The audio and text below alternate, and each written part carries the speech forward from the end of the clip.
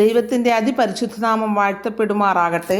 ഈ വർഷത്തെ സുവിശേഷ സേവികാ സംഘത്തിൻ്റെ ചിന്താവിഷയം സ്ത്രീകൾ സുവിശേഷത്തിൻ്റെ സാക്ഷികൾ എന്നുള്ളതാണ്.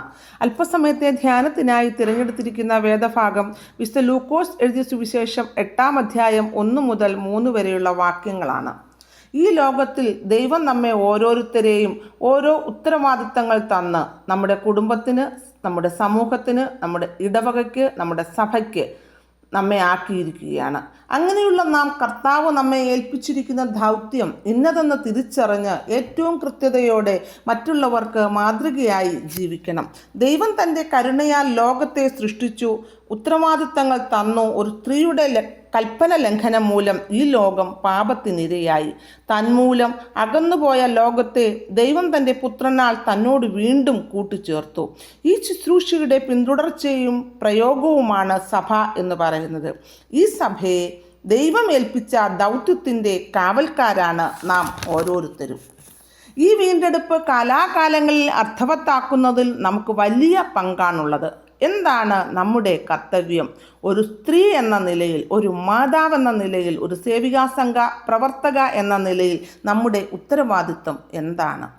ഒന്നാമതായിട്ട് നമ്മിലൂടെ നമ്മുടെ സമൂഹത്തെ, നമ്മുടെ കുടുംബത്തെ ദൈവത്തിങ്കിലേക്ക് നയിക്കുവാൻ നമുക്ക് കഴിയണം. രണ്ടാമതായിട്ട് പിതാക്കന്മാരെ നടത്തിയ ദൈവമാണ് നമ്മുടെ ദൈവം എന്ന് നാം മനസ്സിലാക്കി വരും തലമുറയെ അത് ബോധ്യപ്പെടുത്തേണ്ടത് നമ്മുടെ ഉത്തരവാദിത്തമാണ്. മൂന്നാമതായിട്ട് പിതാക്കന്മാരെ അടിമത്തത്തിൽ നിന്നും വിടുവിച്ച ദൈവമാണ് നമ്മുടെയും ദൈവം എന്ന് തിരിച്ചറിഞ്ഞ് അതിനായി നാമും മറ്റുള്ളവരെ പ്രാപ്തരാക്കുകയും വേണം. വിശുദ്ധ ലൂക്കോസ് എഴുതിയ സുവിശേഷം 4-ാം അധ്യായത്തിൽ യേശു നേരിട്ട പരീക്ഷകളെ കുറിച്ചാണ് പറഞ്ഞിരിക്കുന്നത്. 40 രാവും 40 പകലും ഉപവസിച്ച യേശു ക്രിസ്തു നേരിട്ട പരീക്ഷകൾ. അവിടെ യേശു ജയിക്കുകയും സാത്താൻ തോറ്റുപോവുകയും ചെയ്തതായി നമുക്ക് കാണുന്നതിന് സാധിക്കും. എങ്ങനെയാണ് യേശുവിന് വിജയം നേടുവാനായിട്ട് സാധിച്ചത്? തൻ്റെ കുടുംബത്തിൽ നിന്ന് ലഭിച്ച പ്രോത്സാഹനമാണ്. തൻ്റെ കുടുംബത്തിലെ മാതാപിതാക്കളുടെ പ്രാർത്ഥന കൊണ്ടാണ്. വിവരസാങ്കേതിക വിദ്യയുടെ കുതിച്ചുചാട്ടത്തിൽ നമ്മുടെ കുഞ്ഞുങ്ങളെ കെണിയിൽ വീഴാതെ അവരെ, നമ്മുടെ വരും തലമുറകളെ ദൈവിക ശുശ്രൂഷയ്ക്കായി ഒരുക്കുന്ന കുടുംബങ്ങളായി നമ്മുടെ കുടുംബങ്ങൾ മാറേണ്ടതുണ്ട്. ദൈവത്തോട് ചേർന്ന് പ്രവർത്തിക്കുന്ന ഒരു കുടുംബമായിരിക്കണം നമ്മുടേത്. വിശുദ്ധ ലൂക്കോസ് എഴുതിയ സുവിശേഷം 1-ാം അധ്യായം 46 മുതൽ വായിക്കുമ്പോൾ നല്ല നാളെയെക്കുറിച്ച് നല്ല സ്വപ്നം കാണുന്ന ഒരു മറിയയെ നമുക്കവിടെ കാണുന്നതിന് സാധിക്കും. തൻ്റെ മകനിലൂടെ ലോകത്തിന് ലഭിക്കുന്ന അനുഗ്രഹങ്ങളോർത്ത് സന്തോഷിക്കുന്ന ഒരു മറിയയെ നമുക്കവിടെ കാണുന്നതിനായി സാധിക്കും. ഇതുകൊണ്ടൊക്കെയാകാം യേശു തൻ്റെ ശുശ്രൂഷാവേളയിൽ സ്ത്രീകൾക്ക് പ്രാധാന്യം നൽകിയത്.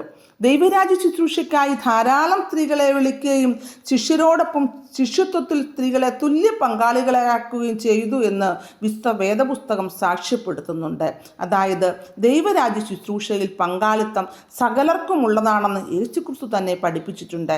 സ്ത്രീകൾക്ക് പൊതു ഇടങ്ങളിൽ സംസാരിക്കാൻ അനുവദനീയമല്ലാതിരുന്ന കാലഘട്ടത്തിൽ യേശുവിൻ്റെ അരികിലിരുന്ന് ദൈവവചനം പഠിക്കുന്ന മഗ്ദലന മറിയത്തെ നമുക്ക് കാണുവാൻ സാധിക്കും. സ്ത്രീകളുടെ ബുദ്ധി വൈഭവത്തെ അംഗീകരിച്ചിരുന്നു എന്ന് യേശുക്രിസ്തു നമ്മെ പഠിപ്പിക്കുകയാണ്. അതൊരു തെളിവായി നമുക്ക് കാണുന്നതിന് സാധിക്കും. യേശു തൻ്റെ ശുശ്രൂഷാവേളയിൽ കനാന്യ സ്ത്രീയുടെ മകളുടെ ദേഹോപദ്രവം മാറ്റുകയും പാപിയായ സ്ത്രീ യേശുവിനെ പരിമളതലം പൂശുകയും രക്തസ്രാവമുള്ള സ്ത്രീ യേശുവിൻ്റെ വസ്ത്രത്തിൽ തൊടുകയും അതുമൂലം സൗഖ്യം വരികയും ഒക്കെ ചെയ്തു. ഇത് യേശുക്രിസ്തു സ്ത്രീകൾക്ക് നൽകുന്ന പരിഗണനയാണ്. യേശുക്രിസ്തു സ്ത്രീകളെ അംഗീകരിച്ചിരുന്നു എന്നുള്ളതിൻ്റെ തെളിവുകളാണ് ഇവിടെ കാണുന്നത്. സ്ത്രീയുടെ വ്യക്തിത്വത്തെ അംഗീകരിക്കുന്ന യേശുക്രിസ്തുവിനെ നമുക്ക് വേദപുസ്തകത്തിലൂടെ മനസ്സിലാക്കുന്നതിന് സാധിക്കും. 18 വർഷം കൂന് ബാധിച്ചിരുന്ന സ്ത്രീയെ അവൾ ആവശ്യപ്പെടാതെ തന്നെ അവൾക്ക് സൗഖ്യം നൽകിയതായി നമുക്ക് കാണുന്നതിന് സാധിക്കും. ജീവിതത്തിൻ്റെ പ്രതിസന്ധികളിൽ പതറാതെ തളരാതെ ക്രൂശിനെ അനുഗമിച്ച സ്ത്രീകളെ നാം വിസ്മരിക്കുവാൻ പാടില്ല. യേശുക്രിസ്തുവിനെ സുഗന്ധലേപനം പൂശാൻ ഒരുങ്ങി വന്ന മഗ്ദലന മറിയം തൻ്റെ വീണ്ടെടുപ്പുകാരന് സ്നേഹോപചാരം അർപ്പിക്കുന്ന ശിഷ്യത്വത്തിൻ്റെ നിറകുടമായി മാറുകയാണ്. യേശുക്രിസ്തു സ്ത്രീകളുടെ ആത്മീയമായ കഴിവുകളെ അംഗീകരിച്ചു എന്നതിൻ്റെ തെളിവുകളാണ് യേശുക്രിസ്തു ഉയർത്തെഴുന്നേറ്റപ്പോൾ ആദ്യം പ്രത്യക്ഷപ്പെട്ടത് മഗ്ദലന മറിയയ്ക്ക് ആണെന്നുള്ളത്. അതുപോലെ ഈ സദ്വർത്തമാനം എല്ലാവരെയും അറിയിക്കുന്നതിനുള്ള ദൗത്യവും മറിയയ്ക്കാണ് നൽകിയത്. ചരിത്ര നിർമ്മിതിയിലും സ്ത്രീകൾക്ക് ഉത്തരവാദിത്തമുണ്ട്.